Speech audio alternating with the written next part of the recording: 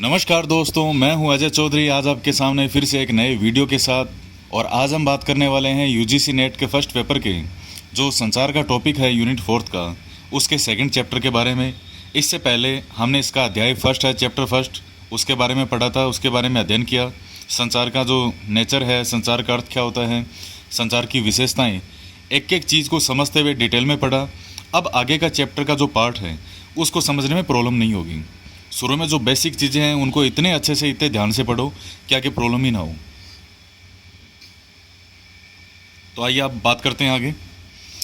आज है कम्युनिकेशन का जो संचार का चैप्टर सेकंड है, प्रकार के बारे में। प्रकार मतलब टाइप्स ऑफ कम्युनिकेशन। कम्युनिकेशन के जो प्रकार हैं उसके बारे में हम पढ़ेंगे।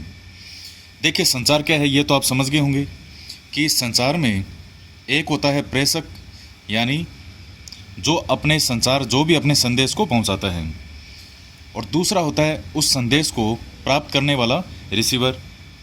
उसके बाद में जो संदेश प्राप्त करता है वो अपनी प्रतिक्रिया देता है उस पर, और प्रतिक्रिया देने के बाद में ये सिद्ध होता है कि उसने जिस रूप में संदेशकर्ता ने संदेश भेजा था, क्या उसी रूप में जो प्राप्त करता है, क्या उसने संदेश को प्राप्त किया है, तब वो अपने आप में एक पूरा संचार माना जाता है। अब इस संचार के माध्यम कौन कौन से हैं? जिस प्रकार से आपके सामने मैं वीडियो रख रहा हूँ, तो ये भी कोई ना कोई किसी ना किसी माध्यम के माध्यम से है, किसी ना किसी सोर्स जैसे वीडियो के माध्यम से। उसी प्रकार से संचार के प्रकार होते हैं। तो आइए जो मेन पॉइंट हैं सारे वो हम अध्ययन करते हैं। वेरी इंपॉर्टेंट पॉइंट है, वेरी इंपॉर्टेंट टॉपिक है ये। इसमें से 100% एक क्वेश्चन आता है। संचार के 2 वीडियो मैं बना चुका हूँ अब तक। जो सबसे पहला वीडियो था उसमें पूरा डिटेल में आपको ये बताया था कि संचार का जो सिलेबस है उसमें हमारे क्या दे रखा है उसने, और 5 क्वेश्चन आएंगे। तो ये भी एक इम्पॉर्टेंट टॉपिक है और इसमें से भी एक क्वेश्चन 100% आता है। अगर इस चार्ट को 10 से 12-15 मिनट के बीच में आपने ध्यान से एक बार सुन लिया और पूरा वीडियो देखा अच्छे से, उसके बाद में आपका कोई भी क्वेश्चन इसमें से गलत नहीं होगा। और इसके बाद का एक वीडियो और बनेगा, 1-2 वीडियो, उसके साथ ही इस संचार में से जो भी महत्वपूर्ण क्वेश्चन है वो प्लस पिछले सालों के क्वेश्चन वो हम सोल्व करेंगे। उसके बाद हमारा ये चैप्टर अच्छे से फिनिश हो जाएगा। संचार 2 प्रकार का होता है, शाब्दिक और अशाब्दिक, यानी वर्बल और नॉन वर्बल। शाब्दिक क्या होता है? शब्दों के माध्यम से। अशाब्दिक जो संकेत या चिन्ह के माध्यम से होता है। पहले शाब्दिक की बात करते हैं। शाब्दिक 2 प्रकार का होता है, मौखिक और लिखित। पहला होता है शाब्दिक। शाब्दिक के 2 पार्ट हैं, मौखिक और लिखित। अब देखिएगा, जो मौखिक मतलब ओरल, लिखित का मतलब रिटन में। जैसे ओरल, मैं आपके सामने कोई चीज़ बोल रहा हूँ तो ये ओरली होता है। लिखित, रिटन में जो कोई चीज़ है, संदेश का माध्यम, तो वो होता है लिखित में आएगा। ओरल कैसे? जैसे मान लीजिए कोई 2 व्यक्ति आमने सामने बैठे हैं, वो होता है ओरल संदेश। संचार का जो प्रकार होता है ओरल संदेश है। रेडियो के माध्यम से, जैसे मान लीजिए रेडियो आकाशवाणी है, या बात करें एफएम, आजकल एफएम चल रहा है तो आप एफएम समझिए रेडियो को।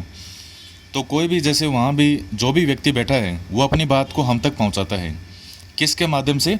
ओरली। उसके बाद में दूरभाष, ये फ़ोन वगैरह, मोबाइल वगैरह आते हैं इसमें। इंटरव्यू के माध्यम से, जैसे कोई व्यक्ति अपनी बात रखता है किसी के सामने और सामने वाला भी अपनी बात रखता है। उसके बाद है स्पीच के माध्यम से, टेप रिकॉर्डर के माध्यम से, ग्रुप डिस्कशन के माध्यम से। ये सब मौखिक संचार के प्रकार होते हैं, जहां बोल करके ओरली वो चीज़ को आपके सामने रखा जा रहा है और अगला उसी सेंस में, जिस सेंस में वो कहना चाहता है उसी सेंस में उस चीज़ को समझ रहा है, वो होता है मौखिक संचार। और ये इसके कुछ प्रकार हैं। अब देखिए, इस मौखिक संचार के लाभ क्या क्या होते हैं? तो लाभ बहुत सारे लाभ हैं। मौखिक संचार के माध्यम से हमारी चीज़ फास्ट से फास्ट, यानी जितना जल्दी हो सकता है अगले के सामने पहुंच जाती है मौखिक संचार के द्वारा। एक, मान लीजिए आमने सामने कोई चीज़ समझाते हैं। अगर मान लीजिए मेरी कोई क्लास हो रही हो, उस क्लास में आमने सामने रह करके एक चीज़ समझाई जाए और एक जैसे इस माध्यम से समझाई जा रही है, तो कहीं ना कहीं जो क्लास वाली है वो चीज़ थोड़ी सी ज़्यादा इससे प्रभावशाली होगी, क्योंकि आमने सामने का असर ही ऐसा होता है। उसके बाद में गोपनीयता कैसे होती है? जैसे मान लीजिए आपने फिल्मों में, मूवीज़ वगैरह में देखा होगा कि जैसे जो भी डॉन वगैरह या बड़े बड़े जो फिल्मों में डॉन दिखाते हैं, विलेन, तो वो जब दोनों आपस में मिलते हैं, दोनों के पास में गाड़ियाँ खूब, इसके भी 8-10 गाड़ियाँ आती है, इसकी भी 8-10 गाड़ियाँ आती है। सारे मेन आदमी इनके बाहर रुक जाते हैं और ये दोनों अकेले कमरे में जाते हैं, अपनी मीटिंग करते हैं, बात करते हैं और उसके बाद वापस लौट आते हैं। गोपनीयता सिर्फ आपस की बात है, इसके अलावा किसी को कानो कान भी खबर ना हो। बाकी जगह लीक होने का डर रहता है बात का, लेकिन सिर्फ आमने सामने दो जनों के बीच की बात हो, तो इस प्रकार से वो दोनों मिलते हैं, आपस में बात करते हैं और वापस आते हैं, इसलिए गोपनीयता बनी रहती है। ये कुछ लाभ है इसके। अब अगर हानियों की बात करूं कि नुकसान क्या क्या है, तो क्या मौखिक बात की कोई वैल्यू होती है? जितनी नहीं होती। आप कोई भी सामान लेने जाते हैं या कोई भी व्यक्ति अगर आपके घर में सामान देने आता है जो कि आपने मार्केट से अगर मंगवाया, जैसे मान लीजिए आपने किसी शॉप से अगर मंगवाया फ्रिज या एसी मंगवाया, वो जब फ्रिज या एसी आपके घर देने आएगा, जो भी मजदूर होगा वो जब उस एसी को आपके घर लाया तो आपसे एक पर्ची पे साइन करवाएगा और ये लिखाएगा कि हमने इस एसी को प्राप्त किया और नीचे बस साइन कर दो। वो ये क्यों करवाता है? क्यों लॉ के जो भी काम होते हैं, जो भी आपस में जो भी कॉन्ट्रैक्ट होता है, वो सब लिखित में क्यों होते हैं? तो यही वजह है कि वो लिखाता है। इसलिए मौखिक के लिए उतनी ज़्यादा वैल्यू नहीं होती, कोई भी सबूत नहीं होता। अगर दो जनों ने आपस में बात कर ली, अगर मान लीजिए उन्होंने आपस में कोई भी चीज़ की लिखा पढ़ी नहीं की है, तो फ्यूचर में कोई व्यक्ति उस व्यक्ति को क्या कहा, आपस में क्या डील हुई, चाहे वो बाहर कुछ भी कहता रहे और चाहे ये कुछ भी कहता रहे, कोई सबूत नहीं है उसका। अगर लिखा पढ़ी होता, साइन वगैरह होता, तो उस चीज़ की कोई वैल्यू होती। तो ये इसका एक नुकसान भी है। अब उसके बाद में हम बात करते हैं लिखित की। देखिए, जो लिखित संसार होता है वो है रिटर्न के माध्यम से। रिटर्न के माध्यम से कैसे? सबसे ज़्यादा ऑफिस का जो भी काम होता है, सरकारी कामकाज जो है, वो हमेशा रिटर्न में ही होता है। बोली का कोई वैल्यू नहीं है वहाँ कि मौखिक रूप से किसी अफसर ने या किसी बाबू ने किसी व्यक्ति को क्या कहा, उसकी कोई वैल्यू नहीं होती। आपके पास लिखा पढ़ी का क्या चीज़ है, आपने क्या डॉक्यूमेंट दिया है, अगले ने कौन सी फाइल आगे जा रही है, हर चीज़ जो लिखित में है उसकी वैल्यू मानी जाती है। तो वो भी संचार का एक माध्यम है लिखित के द्वारा। जैसे कहीं भी, जैसे किसी को नोटिस वगैरह देना हो, लेटर है, जैसे मान लीजिए जब फ़ोन वगैरह नहीं आए थे और हमें कोई चीज़ दूसरी जगह तक, हमारी न्यूज़ या कोई भी हमारी सूचना, इन्फॉर्मेशन पहुंचानी हो, तो पहले लेटर ही लिखा करते थे। इसके माध्यम से हमारी सूचना अगले तक पहुंचती थी। टेलीग्राम हो गया, सर्कुलर, ये ऑफिसों की टर्म है। ऑफिस वगैरह में सर्कुलर को हिंदी में कहते हैं परिपत्र। ईमेल वगैरह हो गया, या आजकल के ज़माने की चीज़ें हैं, चार्ट है, और जैसे और बात करें व्हाट्सएप है, फेसबुक है, डायग्राम के माध्यम से, सीडी के माध्यम से, रिपोर्ट के माध्यम से, ये जो चीज़ आपके सामने है ये भी सब लिखित का ही प्रकार है ये। तो लिखित के माध्यम से ये भी संचार का एक प्रकार होता है। अब अगर लाभ की बात करें तो इससे क्या लाभ होते हैं? लाभ, सबसे बड़ा लाभ यही है कि लिखी हुई चीज़ की वैल्यू होती है कि ये यहाँ चीज़ लिखी हुई है। जैसे मान लीजिए वही एग्जाम्पल जो मैंने आपको मौखिक वाले में दिया था, और दो व्यक्तियों के मध्य कोई डील होती है, और अगर दोनों के मध्य साइन वगैरह लिखा पढ़ी में कोई भी काम होता है तो वो हमेशा के लिए एक सबूत बना रहता है। लेकिन अगर सिर्फ मौखिक रूप से हुआ है तो उसकी वो वैल्यू नहीं है जो लिखित में हो। इसलिए हर काम लिखित में किया जाना चाहिए, जो भी आपस में कॉन्टैक्ट वगैरह होता हो। इसके अलावा अगर नुकसान की बात करें तो नुकसान क्या है? तो नुकसान देखिए, समय बहुत खर्च होता है। अगर मुझे 2 मिनट सिर्फ आपके सामने बोलना ही हो तो उतना समय नहीं लगेगा जितना कि मुझे इन चीज़ों को यहाँ तैयार करने में लगता है। एक एक चीज़ को लिखना, उसको कौन सी चीज़ कैसे लिखनी है, उसको सेट करना, हर चीज़ में समय लगता है। तो यही इसका है कि लिखने वगैरह में समय लगता है, और ऑफिसों के काम में होते हैं तो उसमें इनको टाइप करवाना पड़ता है, उसमें समय लगता है। एक जगह से दूसरी जगह तक उस चीज़ के पहुंचने में समय लगता है। जैसे लेटर है मान लीजिए, तो इसमें समय लगेगा, जबकि फ़ोन वगैरह पे बात करते हैं तो हमारा संदेश हाथों हाथ दूसरे तक पहुंच जाता है। तो देखिए, सबके अपने अपने लाभ और सबके अपनी अपनी हानियां हैं। उसके बाद में हम बात करते हैं अशाब्दिक की। अशाब्दिक होता है नॉन वर्बल। नॉन वर्बल का मतलब क्या होता है परिभाषा, जैसे जब आप रीजनिंग वगैरह करते हैं तो उसमें नॉन वर्बल जो टर्म यूज़ होती है, कूट वगैरह के माध्यम से, चिन्ह के माध्यम से, संकेत के माध्यम से सवाल पूछे जाते हैं। कैसे समझेंगे इसको कि अशाब्दिक संचार क्या होता है? रेमंड और जॉन, इन दोनों ने इसकी डेफिनेशन दी है। ये डेफिनेशन आपको याद भी करनी है। क्या दी है इन्होंने? कि मौखिक और लिखित, यानी ये मौखिक और ये लिखित, इन दोनों को छोड़ करके जो भी संदेश है वो सब अशाब्दिक के अंदर आता है। तो इसमें क्या क्या चीज़ आएगी?